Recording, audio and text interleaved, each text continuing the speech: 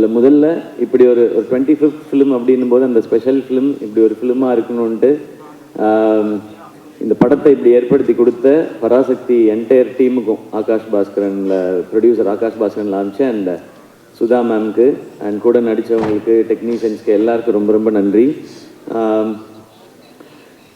Sudha ma'am வந்து இந்த story சொல்லும்போது இது ஃபஸ்ட்டு கேட்கும்போது எனக்கு தோணுனது வந்து இது ரொம்ப இன்ஸ்பைரிங்கான கதைன்னு தோணுச்சு. இன்னொன்று எனக்கு 2 வாய்ப்பு இந்த படத்துக்குள்ளே இருக்கதா நான் ஃபீல் பண்ணேன். ஒன்று, தமிழ் உணர்வு நம்ம மொழிக்காக நடத்தின போராட்டம், இதை வந்து அடுத்த தலைமுறைக்கு காட்டுறதுக்கான வாய்ப்பு இந்த படத்துக்குள்ளே இருக்குன்றது தெரிஞ்சது. அதை நம்ம நடிக்கிறதன் மூலமாக அது வாழ்நாளுக்கும் ஒரு பெருமையை எனக்கு கொடுக்குன்றது அந்த ஸ்கிரிப்ட் படிக்கும்போது தெரிஞ்சுது. இன்னொன்று, நடிகனா, ஏன்னா என்னுடைய வேலை அதுதான், ஒரு நடிகனா நிறைய சவால்கள் இருக்குது இந்த கதைக்குள்ளே, நடிக்கிறதுக்கு நிறைய ஸ்கோப் இருக்குது. ஸோ நம்மளை ஒரு நடிகனாக மேம்படுத்திக்கிறதுக்கான வாய்ப்பும் இந்த கதையில் இருக்க தான் நான் உணர்ந்தேன். அதுதான் மிக முக்கியமான காரணம் இந்த படம் பண்ணணும்னு நினச்சதுக்கு. அப்படி அவங்க எழுதியிருந்ததும் அண்ட் இன்னொன்று, சுதா மேம் வந்து இதுக்குள்ளே நிறைய வருடங்கள் எடுத்துக்கிட்டதுனால எனக்கு வேறு எந்த கேள்விகளும் இதுக்குள்ளே இல்லை. மேம் நீங்கள் பார்த்துக்குங்க, நான் வரேன்னு சொல்லிட்டேன். நீங்கள் டிசைட் பண்ணுங்கள் ப்ரொடியூசர் யாருன்றதையும் நான் சொல்லிட்டேன். அப்படி தான் இந்த படம் ஆரம்பிச்சது. ஏன்னா இந்த கதையை ஒரு சினிமாவாக்குறதுன்றது ரொம்ப ரொம்ப கஷ்டம். ஏன்னா இது ஆக்சுவலாக ஸ்கிரிப்ட் பண்ணும்போது சினிமாட்டிக் லிபர்ட்டி எடுத்துக்கிட்டோம், அது அந்த முன்னாடியே சொல்லியிருப்போம். இது அப்படியே இருக்கிறது எல்லாமே அப்படியே நிஜம்ன்றது இல்லை. உண்மை சம்பவங்களை அடிப்படையாக வச்சு ஒரு சினிமாக்குன்னு ஒன்று பண்ணணும். ஏன்னா இது பெரிய இதில் ஒரு வணிகமும் இருக்குன்றதுனால எல்லாரும் பார்க்கணும் இதில். ஆனால் அதே டைமில் ரொம்ப சினிமாவாக்கிட்டா இன்டென்சிட்டி குறைஞ்சிரும், ரொம்ப இன்டென்ஸ் ஆக்கிட்டா அது ஒரு குறிப்பிட்ட ஏஜ் குரூப் மட்டும் பார்க்குற படமாக மாறிடும். இந்த சவால் தான் மொத்த டீமுக்குமே இருந்தது. இதுதான் ஆடியன்ஸ்கிட்ட ப்ரெசென்ட் பண்ணும்போதும் இருந்தது. ஏன்னா இன்றைக்கி இருக்கிற ஜென்சின்னு நம்ம சொல்கிறோம், அவங்களுக்கு வந்து இதை பற்றி நிறையா தெரிஞ்சிருக்கிறதுக்கான வாய்ப்பு இல்லை. ஆனால் அவங்க பார்க்கும்பொழுது சினிமாவோட அவங்க ஒன்றணும், அந்த படத்தை அவங்க என்டர்டெயின் ஆகணும், என்ஜாய் பண்ணணும், அப்புறமா முடியும் போது இப்படிலாம் நடந்திருக்கான்னு தெரிஞ்சுக்கணுன்றது. ஸோ இது அனைத்தையும் சேர்த்து ஒரு படம் பண்ணணுன்றது தான் இந்த மொத்த டீமுமே போராடினது. அதனால தான் மேம் என்ன சொல்கிறாங்களோ அதை செஞ்சிடணுன்றது தான். இதில் ஆளாளுக்கு ஒரு தாட் இருந்ததுன்னா இதை கொண்டு வந்து சேர்க்க முடியாது. அண்ட் 3 o'clock 4 o'clock எந்திரிக்கிறதுன்னு சொன்னாங்க, 7 மணிக்கு ஃபர்ஸ்ட் ஷாட்னு சொன்னாங்க. அது வந்து பெரிய சவால் இல்லை, ஏன்னா அதுதான் நம்மளுடைய வேலை. இந்த டைமுக்கு வரணும்னு சொன்ன டைரக்டர் என்ன டைமுக்கு வர சொல்கிறாங்களோ அந்த டைமுக்கு போய் இதுக்கு முன்னாடியும் அப்படி தான் பழகியிருக்கேன் மேம். அதனால இது எனக்கு புதுசாக இல்லை. அண்ட் மானிட்டர் பார்க்க மாட்டேன்னு சொன்னேன், அது டாக்டர்லேருந்து பழக்கப்படுத்திக்கிட்டேன் நான். ஏன்னா ஒரு வருஷமோ 2 வருஷமோ டேரக்டர்ஸ் உட்காந்து எழுதி என் கேரக்டர் இப்படி இருக்கணும்னு யோசிச்சிடுறாங்க. அவங்க யோசித்து எடுக்கும்போது அவங்களுக்கு தெரியும் அது கரெக்டாக இல்லையான்னு சொல்லி. டேரக்டர் ஓகேன்னு சொன்னால் எனக்கு அது ஓகே, இல்லைன்னா அது நாட் ஓகே, அவ்வளோதான் என் மைண்டில் இருக்குது. நான் போய் மானிட்டர் பார்க்குறதே இல்லை. நான் டைரக்டர்ஸை நம்பி தான் இப்போ பண்ணிகிட்ருக்கேன். அதுக்கு முன்னாடி நம்ம கதைகள் என்ன டவுட்ஸ் வேணாலும் கேட்டுக்கலாம். ஷூட் போகிறதுக்கு முன்னாடி ஷூட் போயிட்டோன்னா டைரக்டர்கிட்ட சரண்டர் ஆகிடணுன்றது தான் இப்போ நான் பழகிக்கிட்டது. அது என்னை இன்னும் ஒரு நல்ல ஆக்டராக மாற்றிட்டு இருக்கு. ஸோ இனிமேல் அதை கண்டினியூ பண்ணணும்னு நினைக்கிறேன்.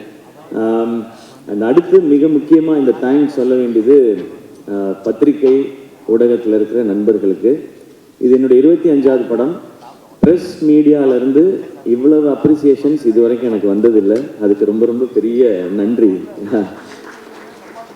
ஏன் நீங்கள் சொல்கிறது ரொம்ப முக்கியம்னு சொல்லிடுறேன். நீங்கள் அன்றாடம் செய்திகளை சேகரிக்கிறதும் மக்கள்கிட்ட கொண்டு போய் சேர்க்குறதுன்றத உங்களுடைய முழு நேர பணியாக வச்சுருக்கிறீங்க. ஸோ இதுக்குள்ளே இருக்கிற சரி தவறு நல்லது கெட்டது அனைத்தும் உங்களுக்கு தெரியும். அப்போ இதுக்குள்ளே இருக்கிற சவால்கள் இன்னும் அதிகமாகவே உங்களுக்கு தெரியும். அதில் இப்படி ஒரு பெர்ஃபார்மன்ஸ்க்கான ஒரு அப்ரிசியேஷன் உங்கள்கிட்ட இருந்து வரும்பொழுது அது ரொம்ப ரொம்ப ஸ்பெஷலாக இருக்குது. உங்களுடைய அனுபவம் ஒட்டுமொத்தத்தையும் சேர்த்து நீங்கள் என்னை அப்ரிஷியேட் பண்ணும்போது அது நீங்கள் கொடுக்குற ஒரு விருதாக நான் நினைக்கிறேன். ஸோ மீண்டும் ஒரு முறை பத்திரிகை ஊடகத்துறையில் இருக்கிற நண்பர்கள், என்னுடைய அண்ணன்கள், அக்காக்கள், தங்கச்சிகள், தம்பிகள் அனைவருக்கும் என்னுடைய நன்றி. ஏன்னா டெய்லி எனக்கு phone calls, voice notes, messages வந்துகிட்டே இருக்குது.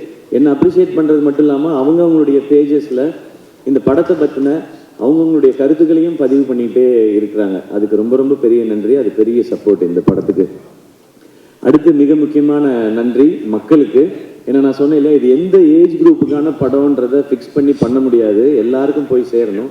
அப்போ இன்றைக்கி ஜென்சியிலேருந்து ஆரம்பித்து எல்லாருக்கும் எப்படி போய் சேரப்போகுது அப்படின்றத பார்க்கும்பொழுது இப்போ நான் நிறையா எனக்கு வீடியோஸ் அனுப்புகிறாங்க. ஒரு குட்டி பையன் ஒருத்தர் வந்து தமிழ் வாழ்க சொல்லி தீ பரவட்டம்னு சொல்லி இந்த படத்தை போய் பாருங்கன்னு ஒரு குட்டி பையன் சொல்லியிருந்தாரு.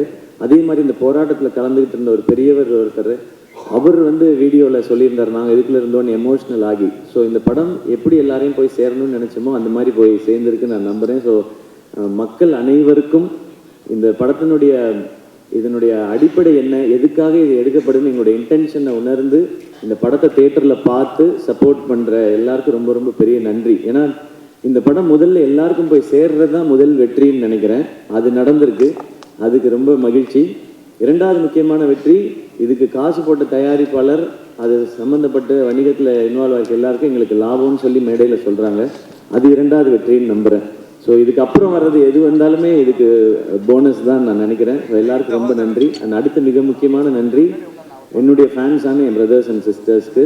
என்னுடைய 25வது படம், அதில் நீங்கள் ரொம்ப ஸ்பெஷல், என்னை விட ரொம்ப எக்ஸைட்டடாக ரொம்ப ஸ்பெஷலாக இதை செலிப்ரேட் பண்ணது நீங்கள் எல்லாரும் தான். அண்ட் என் கூடவே நிற்கிறவங்க எல்லாருக்கும் என்னுடைய மனமார்ந்த நன்றிகள். இந்த படத்தோட டிஸ்ட்ரிபியூட்டர்ஸ், எக்ஸிபிட்டர்ஸ் எல்லாருக்கும் என்னுடைய நன்றி, வாழ்த்துக்கள். அடுத்து பொங்கல் ஹாலிடேஸ் வருது. ஸோ இன்னும் நிறைய மக்கள் இதை போய் தேட்டரில் பார்க்க போகிறாங்கன்ற அந்த எக்ஸைட்மெண்ட்டோடு இருக்கேன். இதுக்குள்ளே இருந்து இதெல்லாம் இப்படி இருந்திருக்கலான்னு வர்ற நல்ல பாசிட்டிவ் ஃபீட்பேக்ஸ் எல்லாத்தையுமே நாங்கள் ஒரு பக்கம் கலெக்ட் பண்ணிட்டு தான் இருக்கிறோம். இதெல்லாம் இன்னும் சிறப்பாக இருக்குன்னு சொல்கிறது எல்லாத்தையும் மைண்டில் வச்சுக்கிறோம். இதெல்லாம் அடுத்தடுத்து பண்ணுற படங்களுக்கும் அடுத்து இந்த கரியருக்கும் ஜேர்னிக்கும் அது ஹெல்ப் பண்ணுன்னு நான் நம்புகிறேன். மீண்டும் ஒரு முறை இந்த பராசக்தியை ரொம்ப ஸ்பெஷலாக மாற்றின அத்தனை பேருக்கும் என்னுடைய மனமார்ந்த நன்றிகள். Love you all. தேங்க்யூ எல்லாருக்கும் ரொம்ப ரொம்ப நன்றி, ரொம்ப நன்றி.